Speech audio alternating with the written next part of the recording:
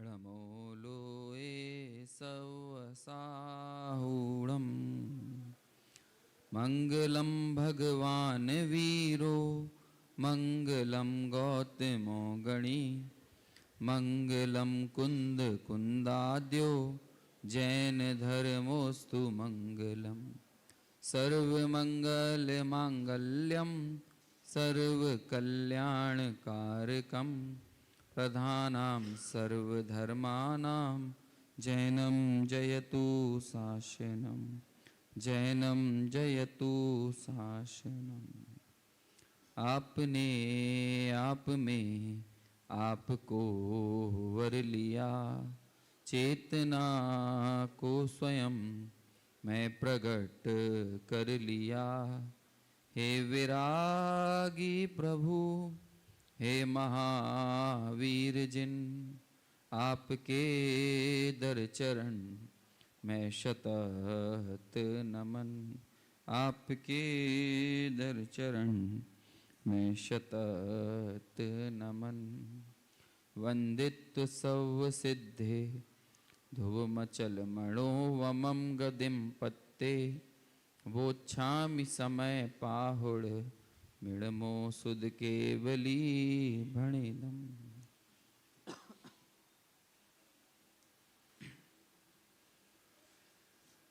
5 दिवसीय सिद्ध परमेष्टि विधान का मंगल अवसर,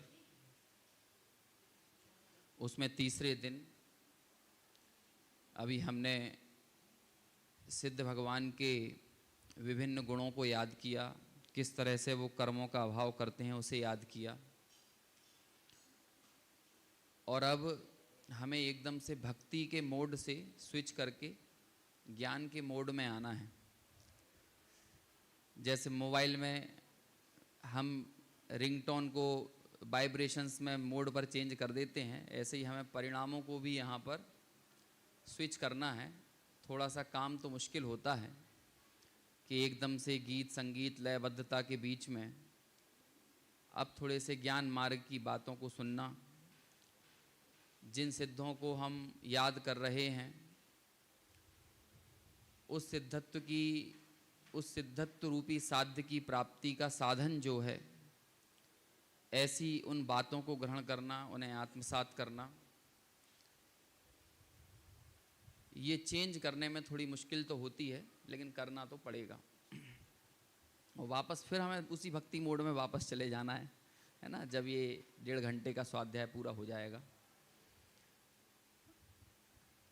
अब जब छोटा सा समय हो और ख़ास तौर से किसी एक वक्ता को 4-5 व्याख्यानों के बीच में ही अपनी बात रखना हो, तो ये काम थोड़ा सा और मुश्किल जटिल हो जाता है कि इन 4-5 व्याख्यानों में ऐसी क्या चर्चा की जाए जो दोनों के लिए कार्यकारी हो, वक्ता के लिए भी हो और यथा योग्य आप सबके लिए भी हो।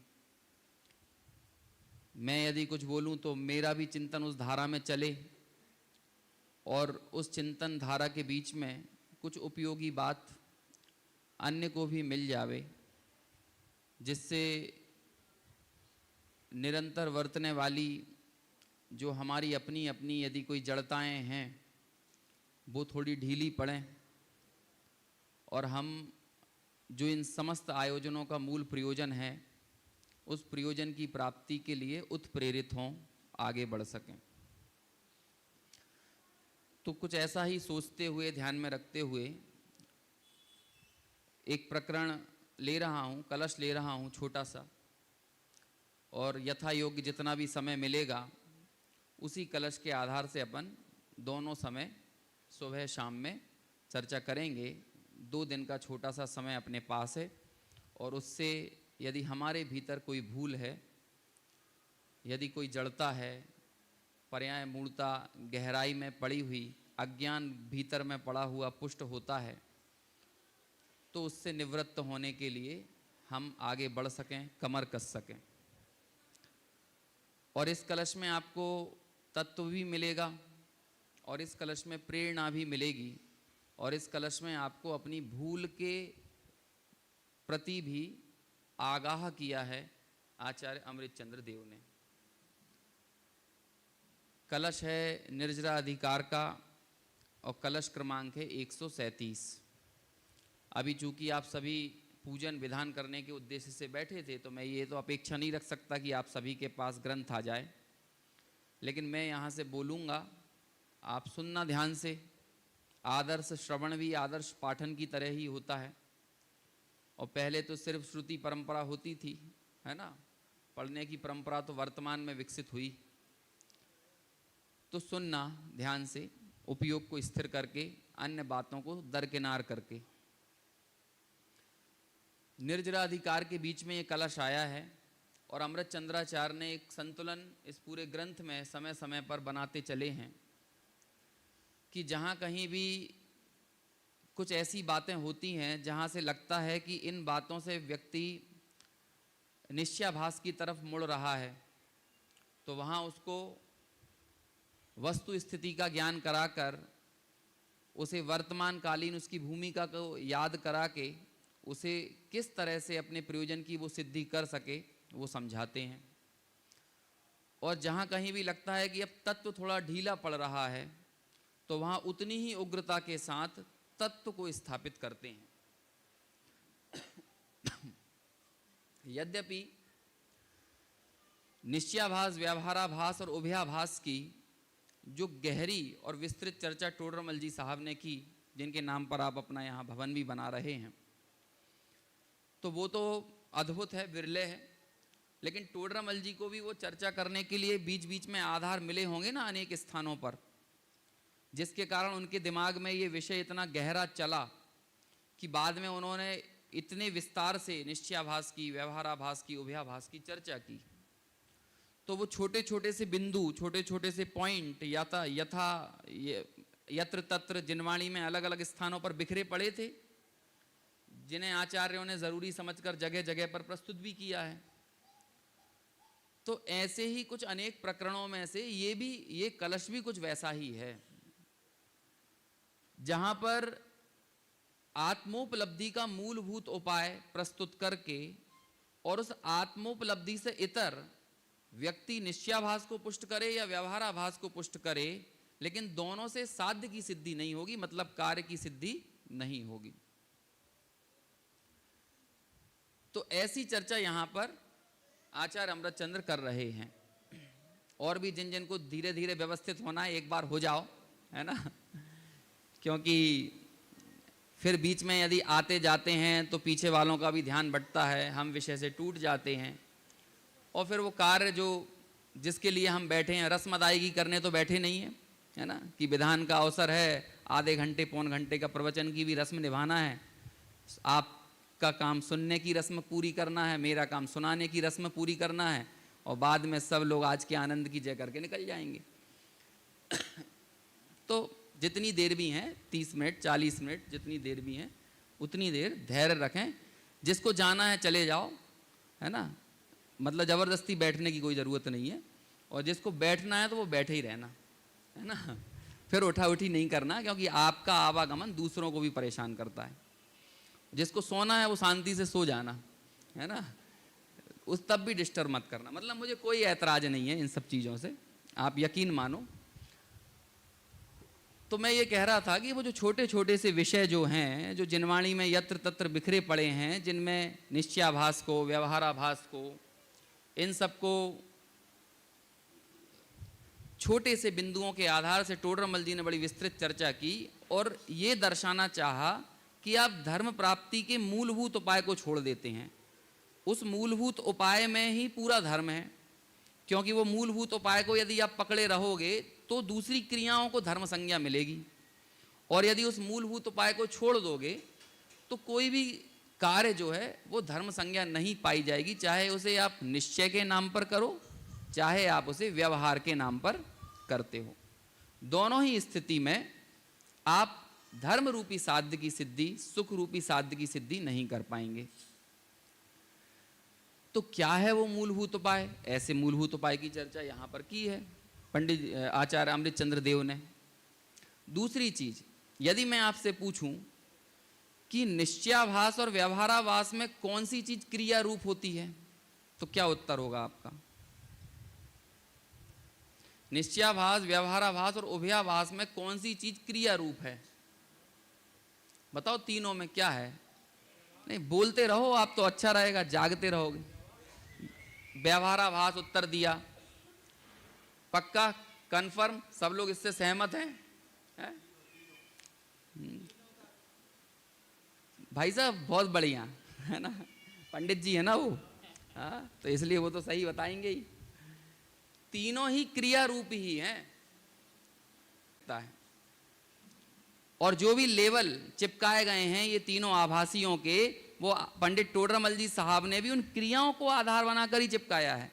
और उन क्रियाओं के आधार से ही व्यक्ति अपने भीतर ये मानने लगता है कि मैं निश्चय वाला हूं, मैं व्यवहार वाला हूं और मैं तो दोनों का समन्वय रखने वाला हूं।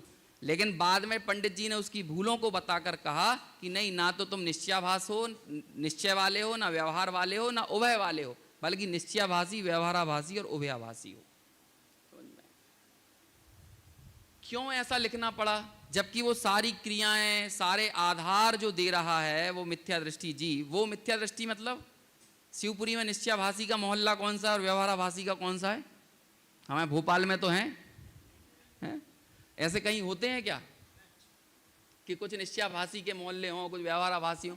ये सब कहीं मिलेंगे तो कहाँ मिलेंगे? कहाँ मिलेंगे? देखो पंडित जी ने खुद ये लिखा कि ऐसी भूलें यदि तेरे भीतर पाई जाती हों तो उन्हें दूर करना, दूसरों को देख देख कर कसाई मत होना। नहीं तो हमें पहले पढ़ने में तो बहुत मजा आता है। निश्चयाभास को पढ़ते हैं तो 2-4-10 निश्चयाभासियों की आकृति हमारे सामने आ जाती है। व्यवहाराभास को पढ़ते हैं तो व्यवहाराभासियों की आकृति आ जाती है ना, और उसका बड़ा जायका लेके, आनंद लेके उसे फिर पढ़ते हैं। अरे देखो वो ऐसा करते हैं, वो ऐसा करते हैं, फलाने ऐसे, ठिकाने ऐसे। बिल्कुल स्पष्ट शब्दों में आखिर में कह दिया कि भाई ऐसी भूलें तेरे भीतर हों और हमें अपने आप में लगाना है मेरे भीतर हों, तो मुझे उन्हें दूर करना है, दूसरों को नहीं देखना है, दूसरों को देख के कसाई नहीं होना है। आजकल समालोचनात्मक बातों का हम बहुत आनंद लेते हैं और कई बार समालोचनात्मक बातों में ही पूरा व्याख्यान हो जाता है और हमें ये लगता है कि हमने व्याख्यान का जायका लिया, लेकिन भीतर में जो समालोचनाएं हुई ना दूसरे लोगों की, हमने तो उसका रस लिया है, उसका आनंद लिया है। जिनवाणी सर्वत्र हमेशा, जब भी, जहां भी, जिस भी रूप में पढ़ी जाए, वो हमें, आप अपने आप को तटस्थ रखकर जिनवाणी के अभ्यासी नहीं हो सकते हैं। जिनवाणी में तो खुद इंटरेक्ट होना पड़ेगा ना, स्वयं हर एक लफ्ज में, हर एक शब्द में, हर एक गाथा, श्लोक, वाक्य में मैं दिखता हूं कि नहीं।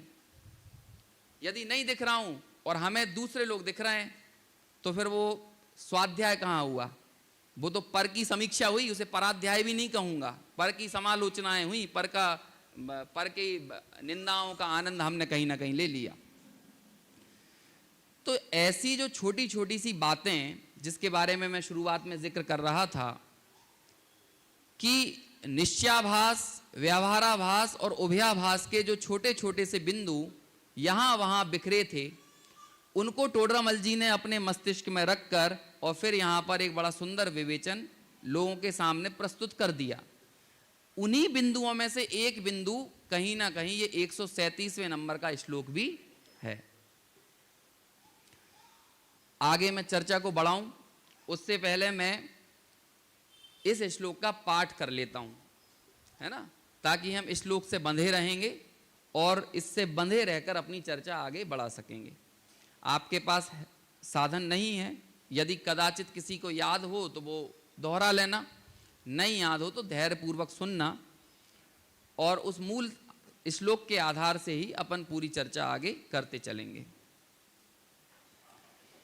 सम्यक दृष्टि स्वयमयमहं जातु बंधो न मे स्यात् इत्युत्थानोत् पुलकवदना रागिणोऽप्यचरन्तु आलम्बन्तां समिति परतां ते यतोऽद्यापि पापा आत्मानात्मावगम विरहात् सन्ति सम्यक् त्वरिक्तः।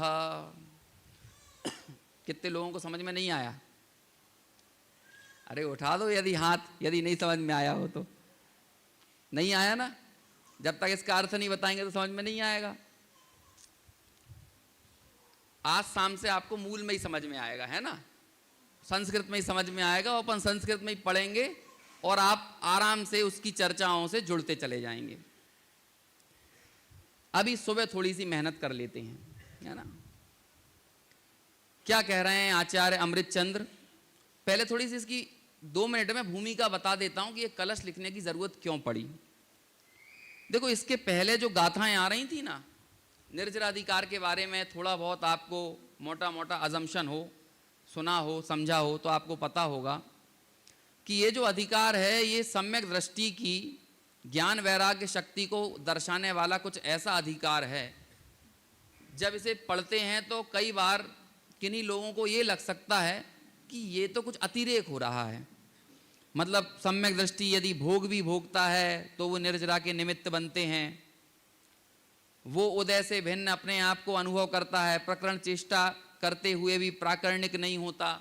इस तरह की जब चर्चाएं आती हैं तो लोगों को लगता है ये कैसी बात है कि ऐसी कैसी ज्ञान वैराग्य शक्ति है कि वो साक्षात हमें भोगों में दिख रहा है और भोगों में होने के बावजूद भी वो भोग नहीं रहा है, उसका बंध नहीं हो रहा है, बल्कि वो निर्जरा के निमित्त बन रहे हैं।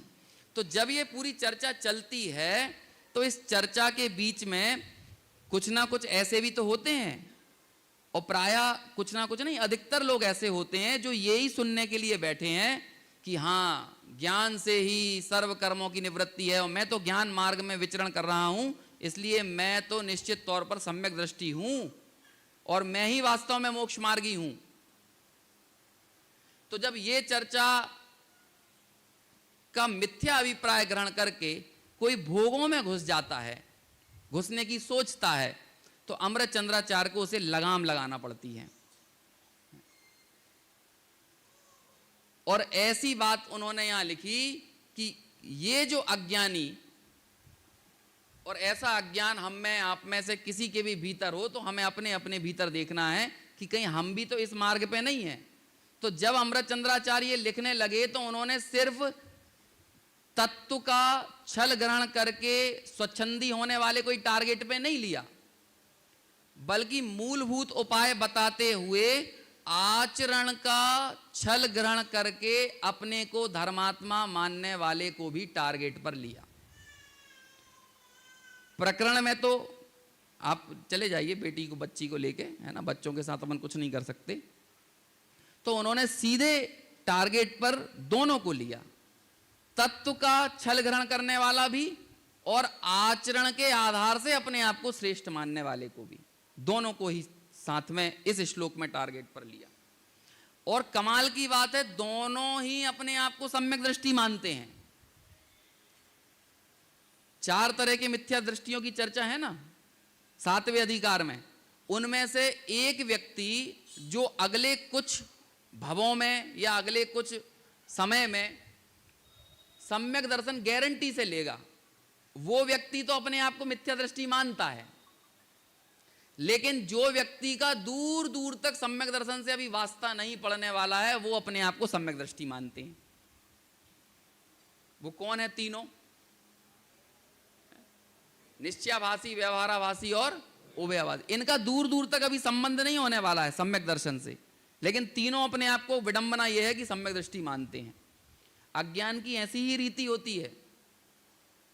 अज्ञान इतना महिमा मंडित करता है हमारी आत्ममुग्धता को कि वो अज्ञान अपने अज्ञान को ही नहीं देखने देता है, और अज्ञान हमारे हृदय में ज्ञान बनकर बसर करता है। समझ में आया? स्वप्न हमारे जीवन में हकीकत की तरह जिंदा रहता है। यदि यही ज्ञान हो जाए कि ये स्वप्न है तो स्वप्न टिकेगा नहीं। ऐसे ही अज्ञान यदि ज्ञान बनकर ना रहे तो अज्ञान टिकेगा कैसे? तो ज्ञान प्राप्ति से सबसे पहले जो फायदा होता है वो क्या होता है? उससे हमें हमारे अज्ञान का पता चल जाता है। सम्यक ज्ञान किसे कहते हैं? मिथ्यात्व का ज्ञान हो जाना, यही सम्यक ज्ञान है। और टोडरमल जी ने लिखा कि भ्रम जनित दुख को दूर करने का उपाय क्या है? भ्रम दूर करना। भ्रम को जान गए, यही तो भ्रम के जाने का उपाय है। छोटे छोटे से बच्चों को अपन डराते हैं, हौवा आ जाएगा बेटा दूध पी ले। अब बताओ हौवे का भय कैसे जाएगा, कैसे जाएगा? हौवे का ज्ञान ही हौवे का सम्यक ज्ञान है, और इससे ही हौवे का अभाव होगा। ऐसे ही भ्रम से उत्पन्न होने वाले दुखों का अभाव कैसे होगा? कि जब भ्रम चला जाएगा तो अज्ञान को तो रूप बदलकर रहना पड़ेगा ना, जो रह रहा है वो ज्ञान मानकर ही रह रहा है। निश्चयाभास, व्यवहाराभास, उभयाभास ज्ञान बनकर ही तो रह रहे हैं। और एक व्यक्ति जो कुछ समझने लगा है, जब आप समझने लगते हो तो आपको यह लगता है कि मैं कुछ नहीं समझता, और सबसे पहले जब देशना प्राप्त होती है और उस देशना का सावधान होकर विचार करता है सम्यक सन्मुख मिथ्या दृष्टि, तो क्या कहता है? अहो मुझे इन बातों की खबर नहीं है। और बाकी के 3 लोग ये कहते हैं बद्दी खबर छे, हमें तो सब पता है, हमें सब पता है, ठीक है। बाकी 3 तो ये कहेंगे, और इसलिए वो किसी की सुनने को तैयार नहीं है। यूरोप में ऐसा माना जाता है, वो पाश्चात्य दर्शन का एक बहुत बड़ा विद्वान हुआ, सुकरात नाम था उसका। ऐसा बोलते हैं कि पूरे यूरोप का सबसे विद्वान आदमी वही था, और बाकी सब लोग तो अंधकार में जी रहे थे। लेकिन वो सुकरात मालूम क्या बोलता था? वो कहता था the only thing I know that I don't know, मैं तो बस इतना जानता हूं कि मैं कुछ नहीं जानता। क्योंकि जब आप वाकई समझने लगते हो तो आपको अपनी अज्ञान की परतें बड़ी स्पष्टता से दिखाई देती हैं। और स्वाध्याय का भी सच्चा लाभ क्या है कि हमें हमारा अज्ञान एकदम नग्न स्थिति में दिखाई देना चाहिए। जो ये वाली पंक्ति है ना, अहो मुझे इन बातों की खबर नहीं, आप गुरुदेव श्री का प्रवचन देखिएगा जो 4 भागों में प्रकाशित है ना, उसमें तीसरे भाग में मेरे हिसाब से 390 या 490 पेज के बाद इसकी चर्चा है, या तो 390 पे होगा या 490 पेज पे होगा। वहां गुरुदेव कहते हैं कि जिसे कोई भी शास्त्र पढ़कर सुनकर ये लगता है कि हमें तो पता है, हमें तो खबर है, हम तो बहुत सुन चुके, तो वो कहते हैं वो सम्यक के सन्मुख नहीं है, वो मायावी है। और हम और आप में कई बार ऐसा लगने लगता है, यदि 2-4 बार समय सार का कोई प्रकरण सुन ले, मोक्ष मार्ग प्रकाशक सुन ले, तो अपने को लगने नहीं लगता ये अरे ये तो सुन चुके हैं बहुत, ये तो कई बार हो गए, यही चर्चा होती रहती है, कितनी बार और करोगे? भैया यहाँ कोई टारगेट पूरा करने के लिए थोड़ी बैठे हैं कि पिछली बार ये टारगेट पूरा किया, अब ये टारगेट करना है, अब आगे और दूसरे टारगेट पे आगे बढ़ना है, ये थोड़ी है। उस माध्यम से, उस वाचक के आधार से, उन शब्दों के आधार से, उस शब्द ब्रह्म के आधार से हमें परम ब्रह्म दिखा कि नहीं दिखा? और यदि नहीं दिखा, यदि हमें हमारा अज्ञान नहीं दिखा, हमें हमारी भूल नहीं दिखी, तो फिर आप क्या कैसे कहने के अधिकारी बन गए कि हम तो सुन चुके हैं, हम तो ये पढ़ चुके हैं, बहुत हो गया। फिर क्या करेंगे भाई? ऐसे विधान और रखते जाएंगे अपन? तो आप सब लोग तो बड़े सौभाग्यशाली हैं कि 10 लक्षण पूरे हुए नहीं और 10 दिनों बाद फिर आपने कोई आयोजन कर लिया। नहीं तो लोग बाग 10 लक्षण के बाद 2-3 महीने के उस पर चले जाते हैं, लीजर, क्या कहते हैं, लीजर टाइम बोलते हैं ना, पिकनिक मनाने का टाइम आ गया कि भैया 10 लक्षण में बहुत धर्म हो गया है, अब इसके बाद तो कौन धर्म करेगा, जी जी थोड़ी करते रहेंगे। बल्कि मूलभूत उपाय समझ लो कि 24/7 एंड 365 डेज का काम है, 24/7। तो हमें हमारे अज्ञान का परिचय हो उस मूलभूत उपाय के जरिए। तो पंडित आचार्य कुंद कुंद की इन गाथाओं पर जब अमृत चंद्राचार्य को एक ऐसा लगा कि इन गाथाओं को पढ़ के, ज्ञान वैराग्य की बातें सुनकर ये भीतर ही भीतर कहीं अपने अज्ञान को पुष्ट कर रहा है, तो उन्हें लिखना पड़ा। ये व्यक्ति अपने आप को सम्यक दृष्टि मानने की भूल कर रहा है, तो उन्हें ये लिखना पड़ा। क्या लिखना पड़ा? सम्यक दृष्टि स्वयं अयम अहम। क्या कहा? सम्यक दृष्टि स्वयं अयम अहम, मैं यह सम्यक दृष्टि। कौन बोल रहा है ये बात? जो अभी सम्यक दृष्टि हुआ नहीं है, लेकिन ज्ञान वैराग्य की बात सुनकर विषयों में, भोगों में प्रवर्त कर अपने आप को मानने क्या लगा है? सम्यक दृष्टि। और क्या बोलता है? जातु बंधो न में स्यात्, मुझे तो कोई बंध नहीं होता, मैं तो भोग भोगता हूं तब भी मुझे क्या होती है? निर्जरा होती है। क्या कहा? सम्यक दृष्टि स्वयं अयम अहम जातु नहीं होता। क्या नहीं होता? जातु न बंधो, जातु बंधो न में स्यात्, मुझे तो कोई बंध होता नहीं है। मैं तो त्रिकाली ध्रुव ज्ञायक तत्व हूं, है ना, जिसको तो क्या कहते हैं, कर्म परमाणु छू भी नहीं सकते हैं। बात तो तू सही बोल रहा है, लेकिन बिना पकड़े बोल रहा है, बिना मूलभूत उपाय को जाने बोल रहा है, बिना मूलभूत उपाय किए हुए बोल रहा है। और उस इन बातों को बोलकर भी भीतर में तू अपने अज्ञान को ही पोष रहा है, अपनी पर्याय मूलता को ही पोष रहा है, अपनी भोग बुद्धि को ही पोष रहा है। तो अमृत चंद्राचार्य ने कहा जो ये बोल रहे हैं ना, अभी और सुनो आगे, ऐसा बोलकर क्या हो रहा है? इत्युत्तान, ऐसा बोलकर ऐसे उठ खड़ा हुआ है, एक रूपक तैयार किया है पूरा। इति उत्तान, ऐसा कहकर ऐसा उठ गया है बिल्कुल। और क्या हो गया? पुलक वदना, ऐसे छाती चौड़ी कर ली, एक रूपक बना लिया है। आओ भाई, मेरे को तो कोई, कई बार अपन को भी लगता है थोड़ा अपन पढ़ लेते हैं तो भगवान के दर्शन भी ऐसे करते हैं एकदम, है ना, जैसे कि हाँ हमको, या फिर हम कुछ विशेष कुछ क्रिया पालने लगे और दूसरे ना पालें तो वो हमें कीड़े मकोड़े जैसे लगने लगते हैं, और फिर वो ऐसा देखता है। ये देखो अपने अपने आग्रह बड़े गहराई में कहाँ कहाँ पड़े रहते हैं ना, किसी को पता नहीं है। ये जितने मुंह उतने प्रकार का चरणानुयोग,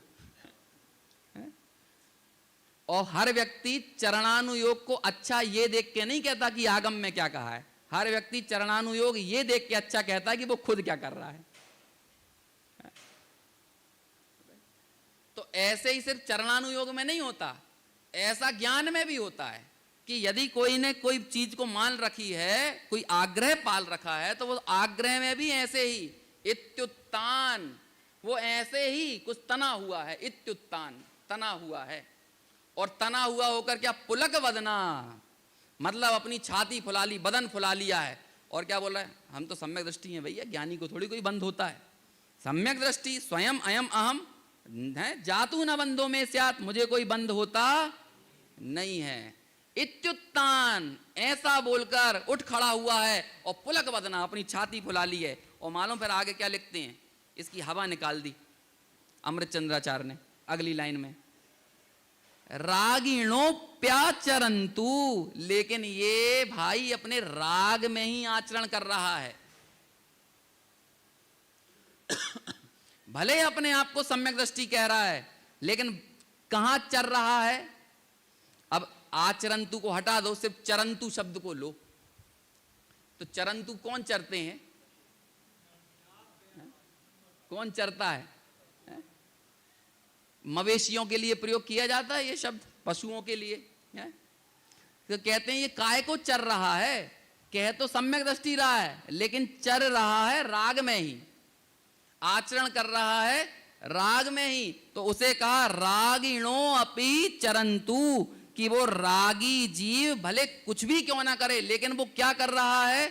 वो आचरण जो कर रहा है ना, और वो रागी काय का आचरण कर रहा है। देखो अगली लाइन में, अगली जो तीसरी नंबर की पंक्ति है, उसमें उसके आचरण को टारगेट कर रहे हैं। अभी ऊपर वाली लाइन में किसे टारगेट किया? अभी जो तत्व के बल पर, जो अपने मिथ्यात्व को पुष्ट करके कहे कि ज्ञानी को कोई बंध नहीं होता। देखो एक तरह से आप देखो, अकेली पहली लाइन देखो और चौथी लाइन देखो, इस एक पद की 4 लाइनें हैं।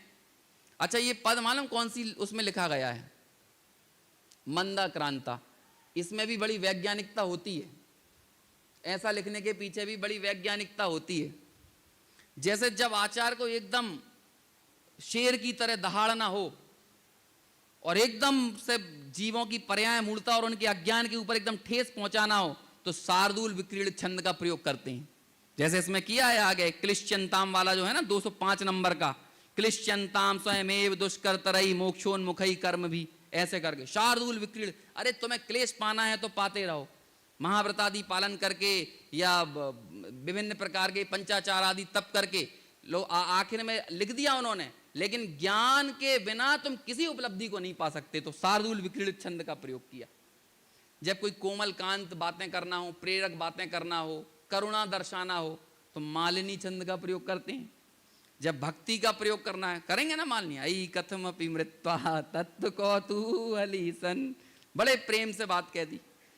और कहीं पे यदि उन्हें भक्ति आ रही हो तो प्रायः जो छंद का प्रयोग होता है उसमें क्या बसंत तिल का निकलता है। अब यहां पे क्या है, मंद भी है और आक्रांत भी है, थोड़े से ढीले भी होते हैं और थोड़े से आक्रांत भी होते हैं। जैसे वो घड़ा बनाने वाला होता है ना, ऊपर से मारता भी है और नीचे से सहलाए भी रहता है। ऐसे ही यहां पर 2-3 लाइनों में तो ऐसी ऐसी बातें कह दी, रागी होकर तुम जो आचरण कर रहे हो, जो तुम पापमय वृत्ति कर रहे हो, ये पापमय जो तुम्हारे कार्य हैं और इनको करते हुए, इस रूप प्रवर्तते हुए अपने आप को सम्यक दृष्टि मान रहे हो, गलत फहमी में हो। और आखिर में बड़े कोमल कांत तरीके से बोलते हैं, आत्मा नात्मा वगम विरहा। भाई तुझे आत्मा और अनात्मा का ज्ञान यदि नहीं है ना, तो तू ये समझ ले तू सम्यक तो से रिक्त है। तो पहले में पहले यदि कुछ करना है तो आत्मा और अनात्मा का अवगम कर। तो यदि आप पहली लाइन और चौथी लाइन पकड़ो तो आपको ऐसा लगेगा कि ये निश्चयाभासी के ऊपर कुठार है। यदि दूसरी लाइन और चौथी लाइन को पकड़ो,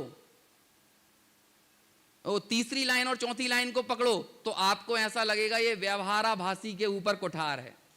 और यदि आप इस पूरे कलश को देखो तो आपको लगेगा कि ये उभयाभासी के ऊपर आचार्य अमृतचंद्र का स्लैब है, तमाचा है।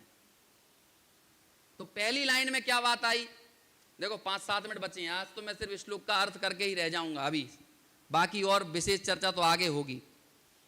पहली लाइन क्या बोल रही है, सम्यक दृष्टि स्वयं अहम, स्वयं अहम सम्यक दृष्टि, मैं सम्यक दृष्टि हूं और मुझे कोई बंद नहीं होता। जातू न बंधो में स्यात्, मुझे कोई बंद नहीं होता। और दूसरे में आगे क्या कहा, इत्युत्तान, ऐसा बोलकर उठ खड़ा हुआ है और पुलक वदना, अपनी छाती फुलाकर सब जगह घूम रहा है, अरे मैं सम्यक दृष्टि हूं, बाकी सब लोग तो ऐसे ही हैं, कुछ नहीं है, कुछ नहीं जानते, बिना पढ़े कुछ नहीं होगा। और दूसरा बोलेगा बिना करे कुछ नहीं होगा। जिसे पढ़ने का आग्रह होगा वो पढ़ने को पुष्ट करेगा, और जिसे करने का आग्रह होगा वो करने को पुष्ट करेगा, लेकिन मूलभूत उपाय की बात कोई नहीं करेंगे। समझ में आया। और फिर आगे क्या कहा, इत्युत्तान पुलक वदना रागिणोप्याचरन्तु, वो रागियों की तरह ही आचरण कर रहे हैं। रागी ऐसा आचरण कर रहा है, और वो रागी भले और क्या आचरण करे, तो कहते हैं आलम्बन्ताम, अपने आप को सम्यक दृष्टि मानकर मूलभूत उपाय किए बिना ऐसा रागी जीव यदि आचरण करे, आलंबन ले किसका, समिति परताम, समितियां पाले। अब समितियां लिख दी तो समिति क्या होती हैं, आप कहोगे महाव्रत तो नहीं लिखा। समिति कहने में महाव्रत इनबिल्ट होते हैं, ऑटोमेटिक। क्यों, क्योंकि समिति की परिभाषा है महाव्रतों की परिकर भूत समितियां होती हैं। जब महाव्रत ही ना हो तो महाव्रत पर परिकर बनाने की जरूरत क्या है। तो समिति लिख दी ना, तो इसका मतलब, और आचरण तू लिख दिया पहले, तो भले वो महाव्रत पाले, समिति पाले, गुप्ती पाले, या फिर पूरे 28 मूल गुणों का पालन करे, तो भी क्या है वो, ते यतो अद्यापि पापा, वो सब लोग पापा हैं। मम्मी भी पापा ही हैं। पापा क्या होता है, पाप का बहुवचन, एक पाप नहीं। हिंसा, झूठ, चोरी, कुशील, परिग्रह क्या हो सकते हैं, एक पाप है, क्यों विवेक भाई। लेकिन पापा क्या होता है, जिनमें सभी पाप गर्भित हैं, पाप के सब बहुवचन, मतलब सब कसाएं, सब व्यसन, सब पाप, जो भी कहना हो। ते यथा अद्यापि पापा, अब बोलो इससे बड़ा टॉर्चर कोई होगा आचार्य देव का। किसको बोल रहे हैं पापा, जिसने समिति गुप्ती का आलम्बन लिया हुआ है, उसके लिए ये शब्दों का प्रयोग कर दिया। ते यतोद्यापि पापा, वे आज भी क्या है, पाप के पिंड हैं। ये पापा शब्द मुझे लगता है यही सोच के दिया होगा, है? ये घर में जितने भी पाप करना की जिम्मेदारी है वो कौन के जिम्मे है? कि मम्मी की डिमांड पूरी करने के लिए पापा को छल कपट करना पड़ता है? बच्चों की डिमांड पूरी करने के लिए दिन भर परिग्रह में लगा रहना पड़ता है, हिंसा, झूठ, चोरी, कुशील, परिग्रह सब करना पड़ता है। तो कहते हैं कि इस घर के पाप का पिंड कौन? पापा। लेकिन यहां सिर्फ भैया सिर्फ पुरुषों वाले पापाओं की बात नहीं चल रही है। यहां तो यदि कोई किसी भी पर्याय में हो, किसी भी लिंग में हो, लेकिन उस मूलभूत उपाय से रहे थे, तो वो सब कौन है? पाप ही हैं। पाप के पिंड, पाप के समूह हैं। क्यों है वो पाप का समूह? चौथी लाइन, जिस मूलभूत उपाय तक हमें पहुंचना है। अभी मैं सिर्फ अर्थ करके बात खत्म करूंगा, विशेष तो अपन आगे करेंगे, ताकि आगे जब भी कलश बोलूं तो आप तुरंत उन शब्दों से लिंक करते चले जाओ। क्यों है वो ऐसा? आत्मा अनात्मा, आत्मा और अनात्मा, सत का और असत का अवगम विरहा।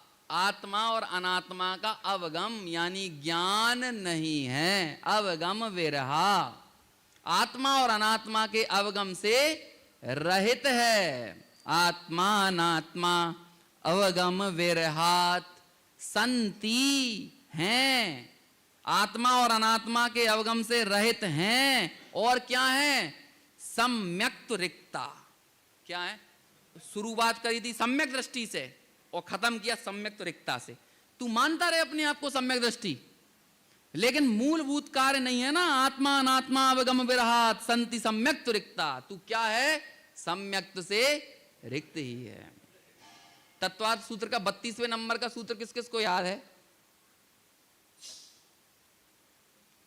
अभी क्रम से पढ़ेंगे तो याद आ जाएगा, है ना? वो 33 है। देखो वहां पर ये पूछा, देखो उसके पहले चला ना कि ये इनमें से जो सम्यक ज्ञान की चर्चा चल रही थी, और उनने बोला ये सम्यक ज्ञान में से कुछ मिथ्या रूप भी प्रवर्तते हैं क्या? तो आचार्य ने उसका उत्तर दिया, हाँ प्रवर्तते हैं। 3 हैं जो मिथ्या भी रूप प्रवर्तित करते हुए देखे जाते हैं, मति, श्रुत और अवधि। तो उसके बाद एक प्रश्न खड़ा किया शिष्य ने, टीकाओं में ये चर्चा है, और वो प्रश्न कुछ ऐसा खड़ा किया कि इन्हें आप कुमति कुश्रुत की अवधि क्यों कहते हो? यदि किसी चीज को सही जानता है, आगम से जानता है, तो आप उसे कुमति कुश्रुत कुअवधि क्यों कहते हो? 11 अंग 9 पूर्व को जान रहा है, आगम से ही तो जान रहा है। तत्व कितने होते हैं, पदार्थ कितने होते हैं, अस्थिकाय कितने होते हैं, सब आगम से जान रहा है, तो आप उसे कुमति कुश्रुत कुअवधि क्यों कहते हो? जो नहीं जानता, जिस विषय को नहीं जानता, उसे आप कुमति कुश्रुत कह लो, लेकिन जिस विषय में सही जानता है उसे कुमति कुश्रुत क्यों कहते हो? ये वहां पर प्रश्न खड़ा किया। तब आचार्य को उसका आंसर देना पड़ा 32वें नंबर के सूत्र में। मालूम है वो क्या सूत्र है? सद सतोर विशेषात यदृच्छोपलब्धिर उन्मत्तवत्। याद आ गया सूत्र? सद सतोर विशेषात, कि भाई उसे इसलिए हम कुमति कुश्रुत कुअवधि और अज्ञान कह रहे हैं क्योंकि वो सत के और असत के, अपनी सत्ता को और अन्य की सत्ता को, या अपनी असत्ता को, अपने स्वरूप को और पर के स्वरूप को, अपने अंश को और पर के अंश को, इनको विशेष रूप से नहीं जानता। इसे ही बोलते हैं आत्मा और अनात्मा के अवगम से रहित होना। नहीं जानता, और नहीं जानता तो क्या करता है? आगे की लाइन क्या है? यदृच्छोपलब्धि, जो मन में आता है वो करता है। जैसे टोडरमल जी ने लिखा, कभी माता को पत्नी बोलता है, कभी पत्नी को माता बोलता है, कभी माता को माता भी बोलता है, पत्नी को पत्नी भी बोलता है, लेकिन दोनों बोलना गलत क्यों है? आत्मा अनात्मा अवगम विरहात संति सम्यक रिक्ता यदृच्छोपलब्धि। अपनी मनमर्जी करता है। आजकल हम लोग इस चीज को बड़े बड़ा चढ़ाकर प्रस्तुत करते हैं। हम तो अपने मन की करते हैं, हम तो जो हमारे दिल में आता है, जी में आता है, हम वो करते हैं। भाई बिना स्वरूप को समझे बिना, बिना वस्तु स्थिति को समझे बिना मन मर्जी करना कैसी चेष्टा है? उन्मत्तवत। जैसे शराबी हो, है ना, नशेड़ी हो, नींद में आया हुआ हो, भांग खाया हुआ हो, पागल हो, जैसे वो मन मर्जी करता हुआ देखा जाता है, ऐसे ही सत और असत के अवगम से रहित, या आत्मा और अनात्मा के अवगम से रहित जो हैं, वो भी क्या कर रहे हैं? ऐसी ही मन मर्जी चेष्टा कर रहे हैं। यहां भी उस मूलभूत उपाय को छोड़कर एक व्यक्ति अपने आप को सम्यक दृष्टि इसलिए कह रहा है क्योंकि उसने कुछ तत्व की बातें सुनकर यह मान रखा है कि मैं चाहे भोगों में जाऊं कि विषयों में जाऊं, लेकिन मुझे तो बंद होता नहीं है। और एक कोई ऐसा भी है जो इन्हीं चीजों को पढ़कर सुनकर आलम्बनताम समिति परताम, महाव्रत समिति आदि का पालन करने लगा है। लेकिन ये दोनों ही उसकी चेष्टाएं मन मर्जी यदृच्छोपलब्धि है। ये दोनों ही चेष्टाएं उन्मत्तवत हैं। क्यों हैं ये उन्मत्तवत? आत्मानात्मा अवगम विरहात संति सम्यक त्वरिक्तः, क्योंकि आत्मा और अनात्मा के अवगम से रहित है। चलो मैं अब इस श्लोक को फिर से पढ़ रहा हूं। अब आप एक एक शब्द से जुड़ना और समझना, ठीक है, ताकि आगे अपन जब चर्चा करें तो आपको हिंदी अर्थ नहीं देखना पड़े, ठीक है। सम्यक दृष्टि स्वयमयमहं जातु बंधो न मे स्यात् इत्युत्थान पुलक वदना रागिणोऽप्याचरन्तु आलम्बन्तां समिति परतां ते यतोऽद्यापि पापा आत्मानात्मा वगम विरहात् संति सम्यक त्वरिक्तः। समझ में आया? पहले बोला था उसकी अपेक्षा आपको समझ में आया? तो 4 व्याख्यान के बाद आपको याद भी हो जाएगा। लेकिन याद करना हमारा ध्येय नहीं है। वो जो मूलभूत उपाय जिसकी चर्चा यहाँ करी जा रही है, जिसके कारण ये जीव सम्यक्त से रिक्त है, ऐसे उस वास्तविक उपाय को साध कर हम साध्य की सिद्धि की तरफ आगे बढ़ें, इस भावना के साथ अभी की चर्चा को यहीं पूरा करते हैं। बहुत ही सुंदर चर्चा। मुमुक्षुओं के हृदय का हार जिसे कहते हैं समय सार, और उस पर हमने सुंदर कलश सम्यक दृष्टि के भोग भी निर्जरा के कारण है। अभी तो शुरुआत है, आगे देखिए पूरे स्वाध्याय का लाभ आदरणीय अंकुर जी का हमें मिलेगा। आज की रात्रिकालीन में बहुत सुंदर परिचर्चा, जिसके आप स्पेशलिस्ट हैं, वह परिचर्चा आपके ही कुशल निर्देशन में होगी। और आपसे बिना पूछे ही मेरा मन ये है कि सम्यक दर्शन के जो 8 अंग हैं उस पर अपन क्यों ना परिचर्चा करें। आदरणीय अंकुर जी भाई साहब, आपका कुछ कर लेंगे अपन जो भी। अच्छा, जो भी होगा हो जाएगा। बहुत सरल जीव हैं और हमारे शास्त्री विद्वान से भी निवेदन है, जितने भी शास्त्री यहाँ पधारे हैं, मुझे नाम नहीं परिचय, आप सबको वहां पर हम कुर्सी पर बिठाएंगे और आदरणीय अंकुर जी साहब आपसे भी अपनी राय बीच बीच में लेंगे। और शनिक जी भाई साहब हमारे हैं ही विशिष्ट विद्वान, और सुनील जी भाई साहब यदि पधार गए, उनका स्वास्थ्य अनुकूल रहा तो उद्बोधन स्वरूप हमारे दूसरे भैया जी, बाल ब्रह्मचारी भैया जी, आप तो बैठेंगे ही सही। और अभी एक और स्वाध्याय यहाँ पर, स्वाध्याय के बाद पहले स्वाध्याय। चलिए आइए, और मैं यही माइक आदरणीय शनिक भैया को सौंपता हूँ। आप यहीं विराजमान रहें। जिनवाणी दिनेश भाई साहब, जिनवाणी अभी यहीं विराजमान रहेंगे, बाद में एक सूचना करके फिर स्वाध्याय प्रारंभ होगा। आदरणीय शनिक भैया।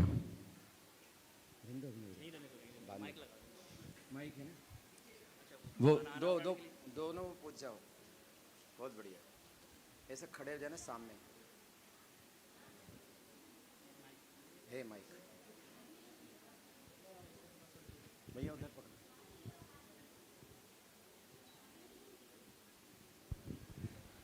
आप जाए नहीं, स्वाध्याय में 2 मिनट बात करता हूँ। ये आप सामने फ्लैक्स देख रहे हैं, संस्कारधानी के नाम से सारे विश्व में विख्यात जबलपुर नगरी, आप जानते हैं वो विद्वानों की नगरी है। आदरणीय अभय जी, पंडित राजेंद्र कुमार जी साहब, हमारे विराग भैया, आपके मंदिर के प्रतिष्ठाचार भैया मनोज भैया, और हम स्वयं सब जबलपुर के ही हैं। और आगामी 2 फरवरी से 7 फरवरी तक इस साल 5-6 प्रतिष्ठाएँ, उसमें सबसे आखिरी प्रतिष्ठा हमारे जबलपुर में होने वाली है। और आप यहाँ देख रहे हैं 2-2 मंदिर दिख रहे हैं। मनोज जी, 2-2 मंदिर हैं, एक ज्ञानायतन और एक धर्मायतन। ज्ञानायतन जबलपुर के बाईपास पर है, वो भी शहर में ही है। बच्चे वहाँ पढ़ रहे हैं, 25-30 बच्चे पढ़ने लगे हैं, संकुल तैयार है। आदरणीय पंडित बड़े पंडित साहब के लिए भी वहाँ पर वैराग भवन बना हुआ है। पंडित साहब 2 बार वहाँ रह गए। बहुत सुंदर जिनालय है, उसकी प्रतिष्ठा भी है।